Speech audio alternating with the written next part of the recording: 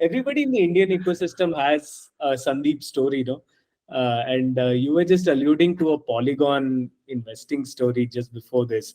Do you want to touch a little bit on that and give us a sneak peek into what happened there?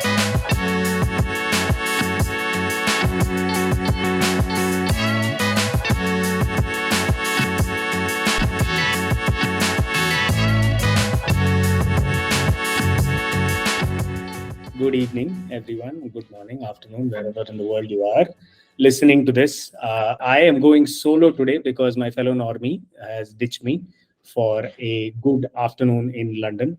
Prashant, we will miss you because today's guest is the one and only Harsh Rajat, the co-founder of Push Protocol and formerly known as EPNS. There's a bunch of things that we will get through over here, and it's kind of weird for me to do this because usually the setting with Harsh and I, for the few times that we have met, is very different from this. Yeah. So, Harsh bhai, it's good to have you here. And do you feel weird as well, sitting and talking across a camera in such a professional, proper setting?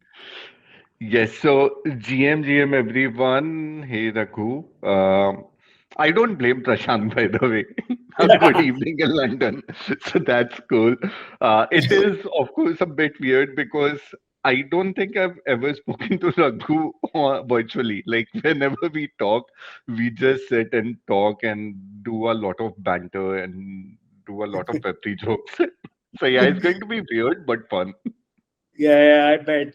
We have spoken once virtually. I think you were in a car. This was just before the EPNS launch. And we were like, how can I help? And how can I be involved in this? Oh, the And VC talk. yeah, and you chose my co-founder over me. I'm not complaining. Better choice for the time and for what you I needed. didn't know you that time, Raghu. I would have chosen you over him or chosen both. That's the politically Ooh, right I'm gonna hold this language. up against him at some point. You know what Harsh told me. So, for anyone who's living under a rock in the Web3 world, how do you define push protocol in like a very simple terms for them? Cool. So, Push essentially was born because of the lack of communication in the entire Web3. What we realized was that wallet address, they talk to protocol. And because of that, protocol needs a way to talk to those wallet addresses, like because those are your Web3 usernames. Like our Web3 username on WhatsApp are phone numbers, our Web3 username on Telegram is Telegram usernames. And just like that, you needed a way to have a communication layer for Web3, which supported or made sure that it is wallet first. So Yeah. Push is essentially a native Web3 communication layer, which enables on-chain, off-chain notification, chat, video calling, and even spaces very soon for all Mm. the wallet addresses. Protocols or dApps or even backend or Web2 services can send notifications finally to wallets. Wallets can finally talk to each other. And all of this doesn't even require you to be available on Ethereum chain. Push is essentially chain agnostic, which means that we support Ethereum. We are live on Polygon, Binance as well. But the vision is very large. The vision is that you will be able to talk even if you're a Bitcoin address to a Ethereum address or vice versa. You'll be able to send notification. You'll be able to communicate like how we are doing on this podcast, but in a native Web3 way, in a native way by which everything can be gated, can be access controlled. Yeah. We started back in 2020, kind of invented notifications for Web3. And from then to now, we have more than 90,000 subscribers to whom we have sent more than 40 million notifications. And some of the cool protocols that we work with, they are in 500 plus range, 700 plus actually. But some of them, or some of the coolest one are, of course, Uniswap, Gitcoin, Polygon, Lens, Aave, Decentraland, Coindesk, Bankless, and so on and so forth. That's really impressive, man. I still remember first time when we were chatting, you said that the vision is not to just keep this with the Ethereum ecosystem, but also I remember you told me that oh, it could be polka dot push notification system or near push notification system. I thought that the rebrand to push just made it sound as ubiquitous as what it is right now. So Harsh, Exactly. it's very well documented. Every ETH conference that I go to, you guys are there as mentors and also showcased as, hey, I'm. This is one of the biggest success stories that has come from an ETH conference. Walk me through that experience. What were you doing before this, and why does somebody with experience go to a hackathon in the beginning, right? And walk me through that. Like, what was the story up until then, and what was the choice of saying, "Hey, we should go to this hackathon and build this cool stuff that." And the follow up to that is that did you know that it was going to be a startup at that time? Sure. So many questions. Let me just categorize them out. But yeah, why hackathon? So I always have three advice for all the startup founders now, and I'll walk you through that also. But yeah, before getting started, let's go all the way before push. So I've been a mobile entrepreneur before push. I have a decade worth of mobile experience.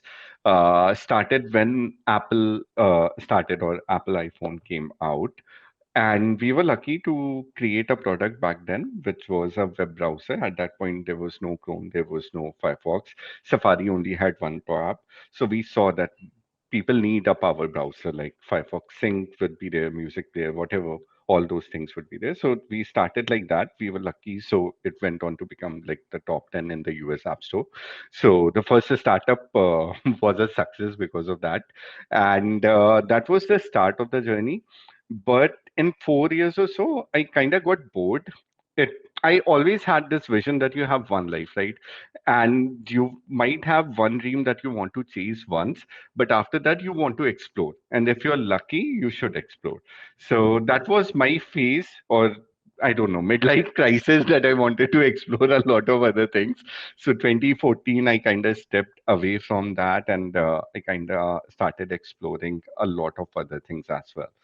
And around that point of time, there was this news that was making waves in India that Bitcoin is going to $1,000. And even in our skit of AIB, Tanmay Bhatt basically spoke like we accept dowry in Bitcoin, which was just a like a friendly way of saying that. But that piqued my interest, like, oh, Bitcoin, let me try it out. So of course I bought it, and within the next week, $1,000 that became $200. So buy high, sell low. If you want that, you come to me.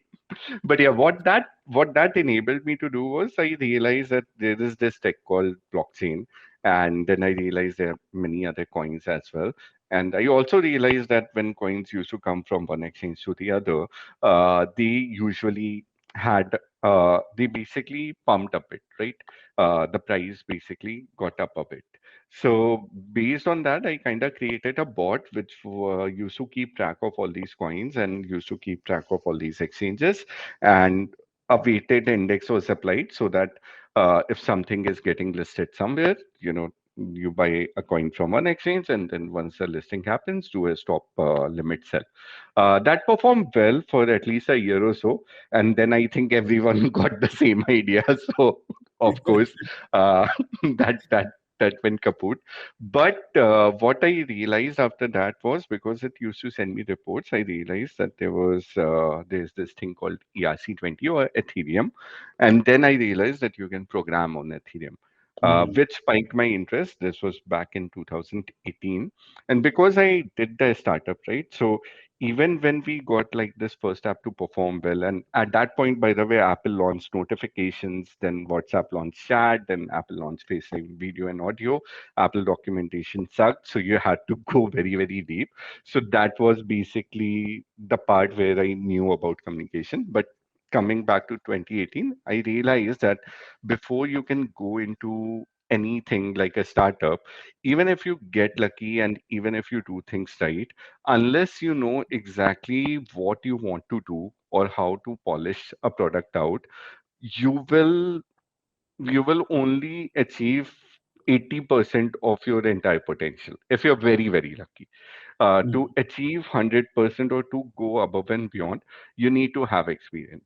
So because I had that previously, because of that, I joined a company in New York. They were doing meta transactions and aggregate identity back then. Was there till 2019 and at that point of time, I thought that I have enough experience to kind of step into the blockchain area.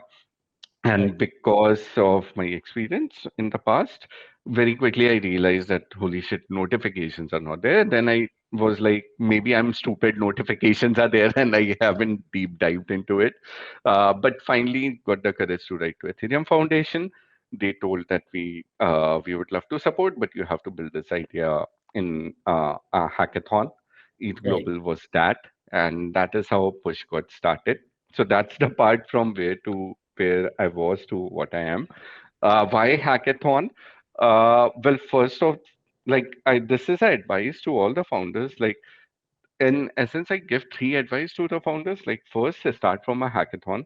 Why? Because personally, what I found out when I joined over there were a lot of mentors who kind of told me, okay, this product and tooling is cool, but this product is now deprecated or it's on its way out, and this is a new thing that you should try. For example, hard hat or anything else. So hackathon basically makes sure that whatever product you have, it gets polished very, very fast because they know Mm. exactly what is happening in the industry. You don't know the industry when you start, right? And the other thing was that when we unveiled TPNS, which is now Push, to the judges, one of the judges was Mariano Conti. One of the mentor was Stani from Aave. Uh, and what happened was because they saw the product and they liked the product out, after 6 months, Mariano Conti became an investor when we started raising. So that is the other thing that Web3 mentors come in. Not only that, because we started tweeting, so a lot of Web3 leaders, they started supporting the project. So Right. joining a hackathon, every startup should do it. It basically gives you the booster to take your product to the Web3 world, and it also enables your product to come into that polish phase where you know that you can do a startup. At that point, I didn't know that this startup will succeed, but I knew that this startup had a potential. So we kept on going. Then we went to Gitcoin kernel, then we applied for Gitcoin grants. In that round, which was GR7, we were the top three product in Mm. as voted by the community and donated by the community, which was also our first check-in, which was when we realized that the community loves the product and we need to launch it out. And that is how we realized that this can be a startup.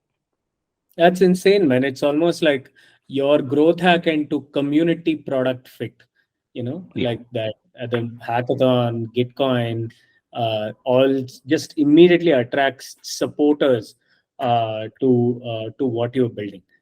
So you've been a Web2 founder, and you've achieved success as a mobile app developer as well. I never knew that you'd actually built a browser, a Yeah, mobile yeah. I browser. built a game also. Oh, no way. No. So I'm sure that there are some experiences there that you Yeah. would have had, the good old Web 2 experience. And then there is Push, which is completely a new kind of way. You're firstly not building a company, you're building a network, which is eventually supposed to be run and governed by the users and the community that you're building them for. Yep. What would you say are like the one or two big differences that you felt that you had to unlearn a lot of things from your Web2 journey to be good at what you currently do? Oh, that's such a deep question, Raghu. So the thing is, I have so many stories because all these stories led me to here, but I'm going to summarize it because I realized like the last answer was way too long, man. It's So, lovely. You should look, go as descriptive as you can. okay, By Spotify be careful analytics, what you wish. Yeah. like Spotify tells us that they like long answers, so go for it. We want to listen to Okay. you. Okay, cool. So, Web 2 and Web 3, like the things that are different. When we started in Web 2, like the first thing that we didn't realize was that marketing and tech goes hand in hand. Uh, that marketing in Web3 is transformed into community marketing also. Yes. So that was one thing that I unlearned. I think because of that, because a lot of founders, especially from the Asia region, they basically focus on making the product very cool and making sure that everything is polished. And Mm. that is fine. You need to do that. But you also need to market, or you need to also talk to people out. And in Right. Web2, it might work because it has its own ecosystem and someone will pick it up and then you will get customer. In Web3, the first thing that I unlearned was that product and marketing, they need to go hand in hand. Like Mm. marketing in a way needs to be 10 steps up, 10, 10 steps further from the product. Like it should move 10 steps ahead of the product. So This is that was because one it's a thing. community that you're marketing to, not just a user. Yes, Yeah. yes, yes. And if you think about it, like once you do that, you kind of realize like Ethereum proof of stake, 2018, from 2018, we were hearing that it's coming and it It's came in 2022. But because of that, the community got so excited. There was so many inputs that come. So that was one thing that I unlearned. The second thing I unlearned was that you don't keep secrets. Like this is a open source protocol, and the more secrets you keep, the more chances are that the community will not know and the community will not realize what you are building. So right. that is very, very important, that you let go of the fear that people will steal those secrets, which was like my second advice to founders as well. Like be open and sharing everything to the community. So that is again one thing that I unlearned, because most of the founders, they have this thing, okay, I built a cool idea. If I tweet it out, people will steal it, and everything will be gone. And it's because of the fact that people believe that it's $1 million idea. Well, it can be $1 million idea, but the execution is what makes it $1 billion idea. And Right. VCs and everyone wants to go for $1 billion execution, not for the $1 million idea. So that was one thing that I unlearned, that you have to share everything out to the community. The other thing that I also unlearned, and this came from uh, a conversation I had with Bradley. He used to work in ENS at that point of time, and and I kind of agreed that every step that you do in startup, that step will require certain expertise. And Mm. those steps, as you climb, as you grow, you will need to unlearn them. So you cannot unlearn them from the start. Like you cannot say Microsoft does these things in a way, or Bitcoin or Ethereum does these things in a way, and I need to do that. No, once you start, at that point of time, there will be right advice for that phase. And once you grow out of that phase, the next advice takes place, and you should replace or you should change your thought process. For Right. example, when you have 100 followers on Twitter, it might be really useful that you need to tweet everything out. But when it goes to 1 million, you will only tweet things out that would attract those 1 million followers. So Right. every step of a startup, it's like a very iterative journey, like 50 Right. iterations at least I've seen. At least I've seen myself changing 50 times, so I can say 50 iterations. And every iteration you will change, your team will change. The way you handle things would change. I used to code a lot. I used to love coding a lot. I still want to code a lot right now, but I only code on weekends now because No. there's so many other things that you need to do. And Yeah. same for the team, like some of the core team leads, they loved coding, but now they have to make sure that all the products that they are handling, they are able to handle, document it well, so other developers can build on top. So all of these things keep on changing. So just make sure that you know you follow this advice, or you just make a oath to yourself that you will never say that in the past this worked, so right now it will work. This will work. Every Okay. time you'll grow, you will learn new things, and you have to learn new things. So that is like one of the biggest thing, I think, like learning and unlearning. It will keep on happening. Like 4 months down the line, I'll probably unlearn old things and probably embrace new things as well. It's such a parallel to when Surojit was speaking to us when he was in Bangalore. He said that one of the toughest things about Web3, Surojit was the former chief product officer of Coinbase. He was saying that one of the toughest things in Web3 is that you can't plan in Web3, and it almost sounds like a a corollary to what he was saying, that you're going to have to keep what is right now will not be right 4 months Yeah. later, and there could Yes. be so many reasons. And the one advice that I really loved, especially when you have a community, is that you can't keep secrets. You've got to be as transparent as possible. And I really, it's really nice to see that from an Indian founder, because I feel like we operate from a place of scarcity, that Yeah.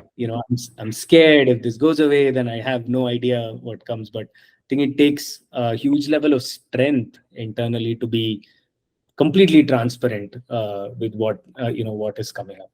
Yeah. You were so right about the $1 million idea and $1 billion execution type, the story. And it's a sign that you built a great team. So, how do you go about, how is it different from your various stages? So, one was garnering support from the community at the 0 Yeah. to 0.1 phase, and then making it a company, raising money for it, and then next is going to market, getting 700 integrations and so on, sending 40 million messages. How has team grown through this, and how has it been different in all of these phases? Oh, wow. So, for example, when we started, like there was just me and my co-founder, Richa. Richa used to handle marketing. I used to handle tech. Very tough POC, and everything is like it needs to work. It needs to show that okay, this has potential. That is like probably the first phase. The next phase that comes is that you present that to the community, and the community starts liking that idea. The Mhm. community starts seeing that there is potential in it and starts talking about it. That is the stage which where people probably go for grants, or people probably go for pre-seed. So Yeah. we went for grants. We got like after Gitcoin grant, we got grants from Polygon and we got grants from Aave. In a way, Polygon check came first, which was a really funny story as well. Like, uh, I'll get into that later. But that is the next phase. At this phase, what you have to do is you have to start forming your team. Like it can be on the marketing side if you feel that that is getting a little side hustled, or it can be on the development side. These team members that you have, you're probably looking for members who can execute. So you're not looking for mainly leaders at that point of time, which is the pre-seed area. So what you are trying to do is that you know that you want to tweet out, but you don't have enough time, let's say for marketing. So marketing gives that to them, and then marketing focuses on Discord or Telegram or whatever. And then the other phases that come in, like the next phase after this, which is when you raise the seed, it is when you start getting partnerships or when you start getting integrations. So we got like Uniswap at that point. At that point, you start raising because you know that this is not an idea anymore. It community thought that it was a good idea. They started propagating, and now you are starting integrations, which means that the tech that you have made, you need to make it very, very polished, and you need to go out to the world. So this is when you raise the seed round, and that is what we did. So we again got really lucky. We got your co-partner to invest in us. But we also got Balaji, we also got Binance, True Ventures, Mariano Conti, as I said, DeFi Dad, and so many, like around 50 plus partners we got, which are very, very cool. But yeah, that is the seed phase. So in the seed phase, what you are doing is now you know you have one product. You need to build the entire architecture of it out. Web3 is really scary at this point. because there's no precedence. Like in notification, there was no precedence, but even if you're building a DeFi protocol, there's no precedence. You have to think the game theory, you have to make sure everything is right. Even if you're building the blockchain, again, no precedence. You're trying something out which you feel has worked, which the community feel has worked. So you raise seed and you try it out. At this phase, you start to form leaders for your company. So Right. you want to form leaders who can take away the burden of certain things. So you need to segment your company in department. And it will take time. Like you will find a leader at first, and then you will realize that you wanted this leader to be something because in your head and the movies that you watched, you thought that this is going to be the leader. But then with some point of time, you realize, okay, no, this is not how real companies work. The leader also needs to be maybe more organized, or the leader needs to manage things more, or the leader doesn't need to come to me more. They can take more choices or more action. So this is again a loop. Like you will find leaders, you will try them out. There will be a specific formula of your company and your culture, and that will work for you and your company, nowhere else. So you need to find that, and this is what you do after seed. You basically form team members and team leads, and there are some processes that you can read. There's some things that you can do to make sure that you're not doing a lot of iterations, but you will do iterations no matter what anyone tells you. But Right. yeah, at this point of time, what you're doing is you're basically building sustenance and product market fit. Mm. With partnerships, you're building product market fit because now you have all the data from actual partners that want to use you, or in case of DeFi or protocol, all the users who are using you. And then on the other hand, you're building a team that can take this data and that can, in a very ad hoc nature, take calls and start improving without you being there. So now you can start concentrating on spreading even further, right? Then comes the phase where then you know that a product has been successful. So next thing what you do is you now enter into other product categories, which you would have planned in the past, but now you know that okay, you are leading in some area. And once that happens, you start leading or venturing into other product categories. You Right. can do it either by building in-house or you can do it by acquisition.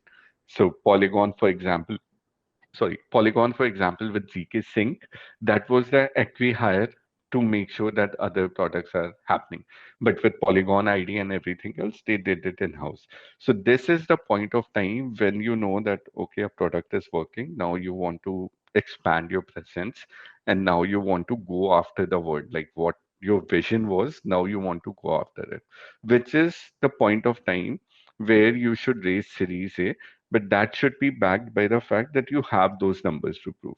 Because if you have those numbers to prove, A, Series A will be much faster, Mm. and B, I mean, investors, when they show confidence that you promise investors that I'll do this in seed and then I'll raise Series A, then the round becomes like very good. Like you don't have to convince a lot and you can bring more people.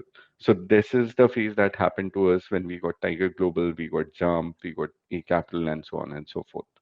Right. So yeah, that's the phase. And yeah, in all these phases, like your team changes. So now from seed, you got team leads who were iterating. Now, when you're going for Series A, you're basically going to different products. Now, your team leads will also pick leads from their team. So Mm. that will again be a iterative process, which if you have picked the right team leads, they will be able to do it faster. And that is how basically the entire company wine, it keeps on growing. So the more culture you establish when you're first starting, now that culture starts to take on effect, and now you can basically think about the strategy and vision for 5 years or 10 years, and now you can start executing that because some of it is automated because of your team members and team leads. So yeah. It's crazy. So you hire the executors first, slowly transition some them into leaders and hire external leaders. Then when you have the numbers and the capital, you then go on and add layers to your product by either building stuff in-house or acquiring people, into the company. I think that's a very good framework for anyone who's starting out. Harsh, who are your heroes in Web3? Who do you look up to and try to emulate, at least in spirit, from your journey that you've had while building Push? Cool.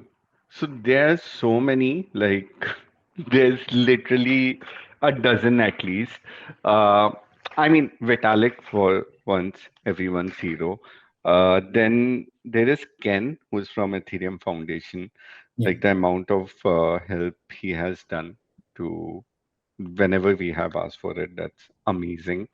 And that is like the third advice to all the founders, like uh, be shameless in asking question and asking for help. yeah, So so there's Ken, there's Karthik also, who's running Eat Global. He has helped a ton. mm, uh, there's Sandeep. Like Sandeep, when we first met him, it was Matic. It was not even Polygon. And the candid answers that he had just made sure that we knew the experience that we want to go into without even experiencing that. So that's amazing. Nishal also, like, again, very good person to look forward to, especially when you're building community. Like time and time again, he has proven that. Uh, then, yeah, your co-founder also, by the way, yeah, I look up yeah. to him for marketing. Uh, DeFi dad, Mariano Conti. I think, Raghu, like all the investors that you have in or that we have, I mean, 90% of them, they have helped us and they are here because we looked up to them. Right. So I would say, like, heroes or mentors, they are there. In case you're talking about heroes or someone who we looked up to before we started, then that would be Vitalik, that would be Balaji. Uh, yeah, I think, yeah, Vitalik, Balaji, Satoshi Nakamoto, but I don't know who to point for that. Now you're just like Yeah, playing in the safe territories. Like I'll say all these names. yeah, yeah. Bitcoin, I need Everybody, to say that. Yeah. everybody in the Indian ecosystem has a Sandeep story, no? And you were just alluding to a Polygon investing story just before this. Do you want to touch a little bit on that and give us a sneak peek into what happened there? Yeah, yeah. So it was very like it was a very fun conversation. Uh, at that point, Polygon, like Sandeep and Polygon are now investors. Sandeep came in seed and Polygon came in Series A. But this time around, we didn't had money, like we were bootstrapped, around $300 in the bank. And Mhm. we basically said, like, let's apply for grants because of course right now we cannot raise, and without grants that will be very hard to Mhm. even get some team members to take away the pressure. So we were able to get Sandeep or a call with Sandeep, which again happened because I mean, the call with Sandeep happened because before that, like a few weeks before that, we just were doing a product synthesis, which is a way to improve your product or to establish that hypothesis that you have is right or not.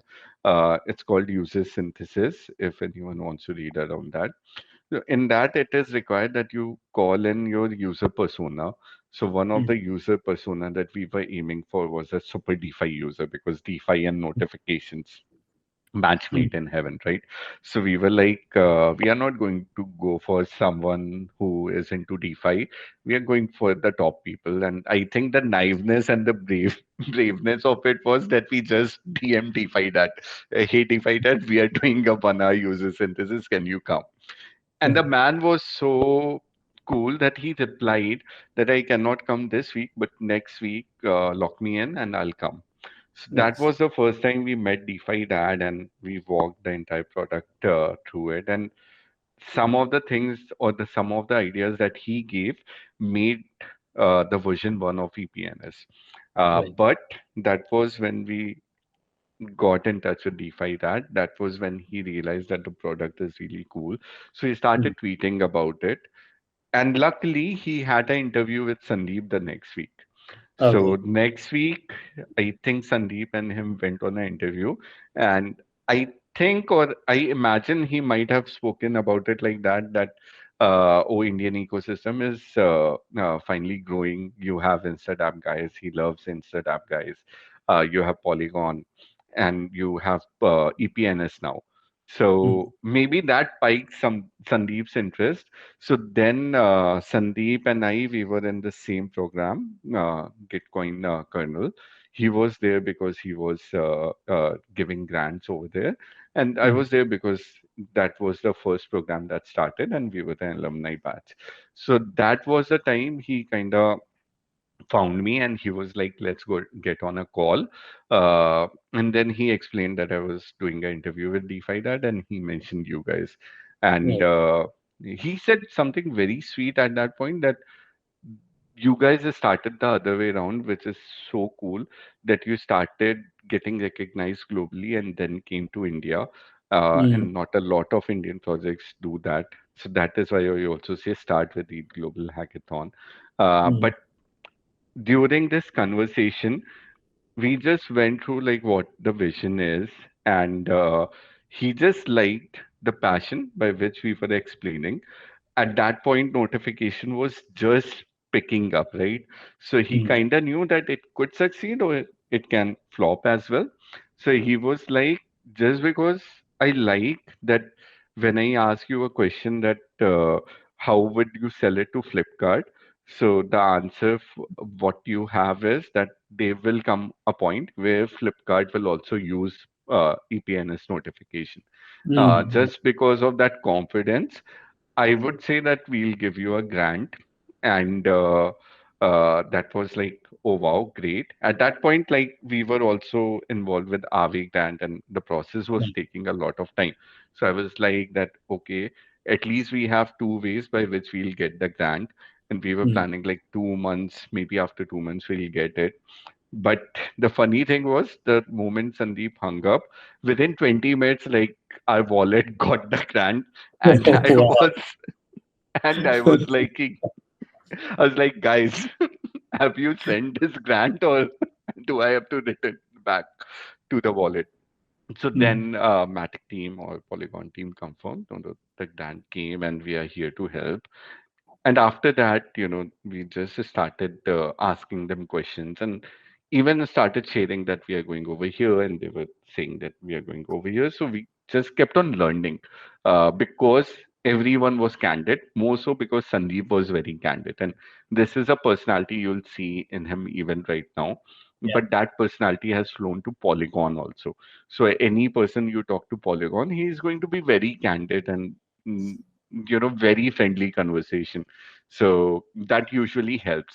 So that was a funny story, by the way. I know Sandeep's textbook thing, right? You take an idea to him and you just listen to it for 2 seconds. Like, Yeah. मजा नहीं आ रहा, right? Like, Yeah. and then Yeah. it's either that or हाँ ये करो, right? Like, Huh. and usually there's a lot of deep thought that goes into it, but the way it comes out, it's like just so first principles, what you need to hear, right? And yeah, I've Yeah. really enjoyed Yeah. my. Yeah. I mean, if you think about it, like experience kinda eliminates all the ideas out. Like, for example, if someone asks you to invest right now in anything, within 2 minutes, you will probably realize, okay, let's listen deeply, or no, this is not Yeah, really blockchain. DNA on blockchain is not really a thing, right? So yeah, not yet, not yet. yeah, Because a lot of things that we would have written off, I mean, that's the whole point of learning as well. A lot of things that we would have written off in 17 or 18 yeah. now suddenly start to make sense. Oh my God, this may actually be possible, right? Like, so, but yeah, I get it, man.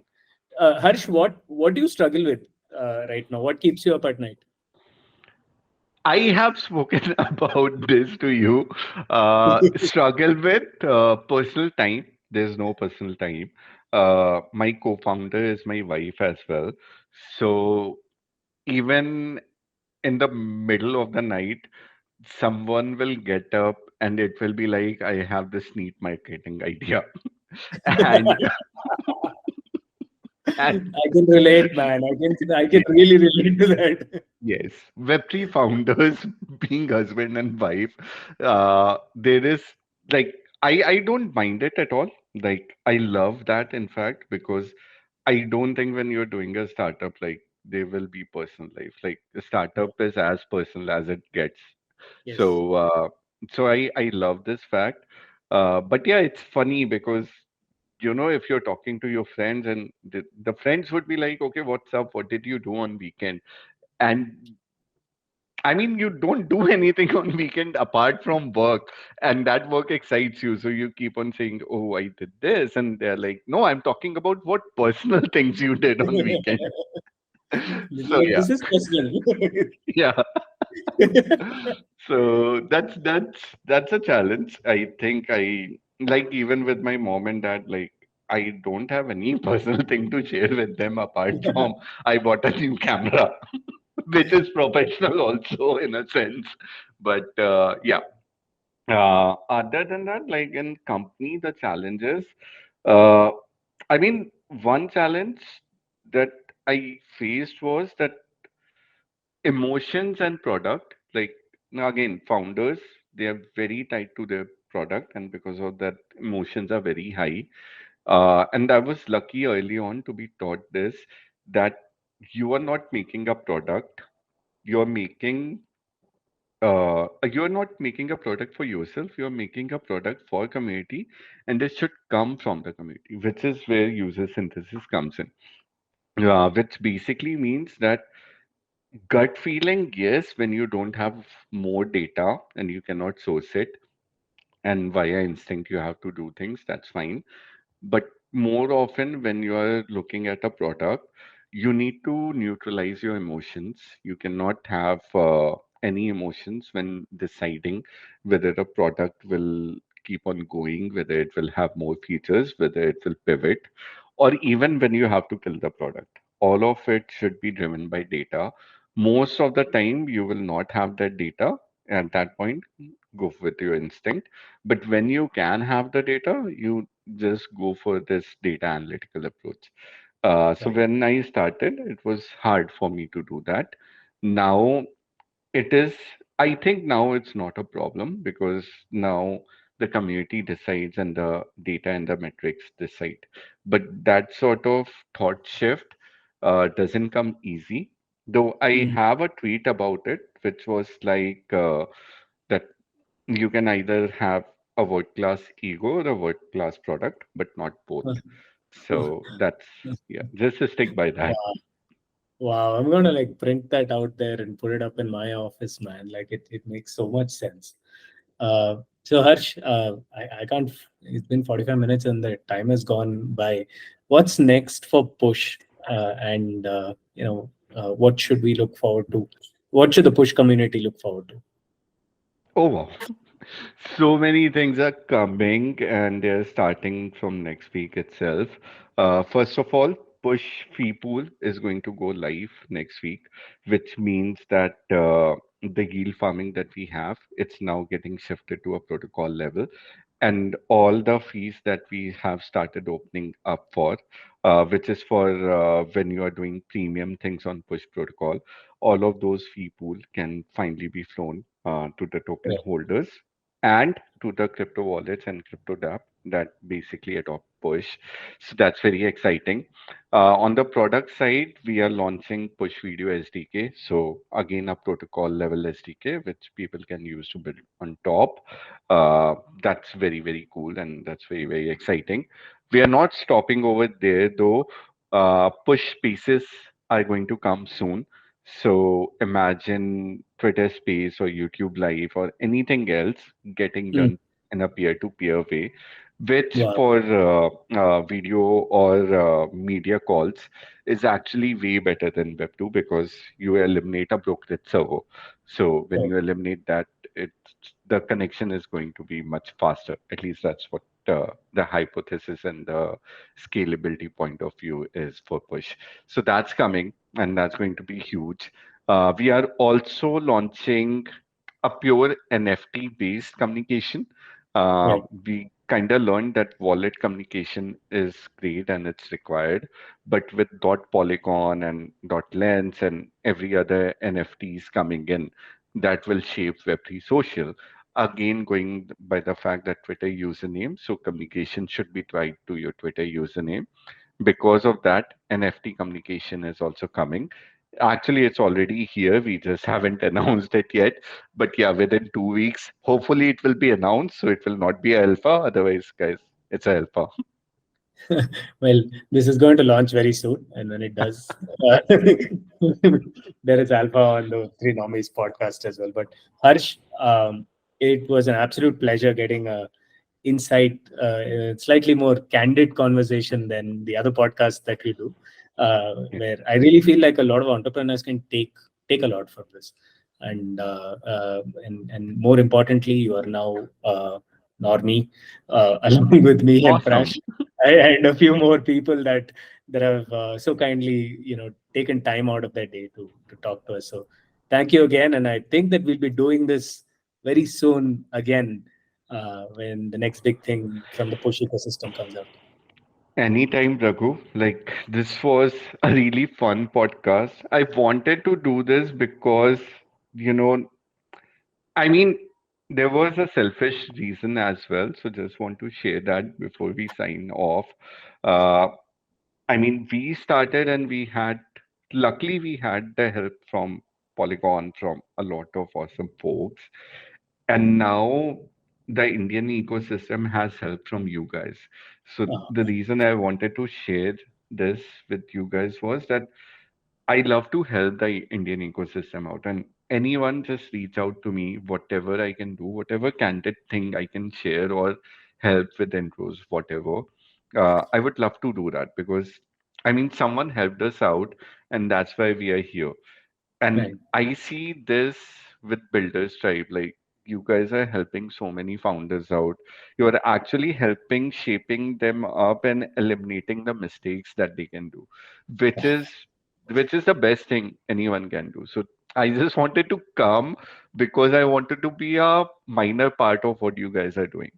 So yeah, Dude, I mean, that means the world to me, man. And I really wish I will let Pari know about this too. yes. But Not the other thank you. part. Let him know about this only. Yeah. No, the other part definitely. Start with that. But thank you, man. That meant the world to me. Thanks so much for doing this. Thanks, Raghu. Catch you soon.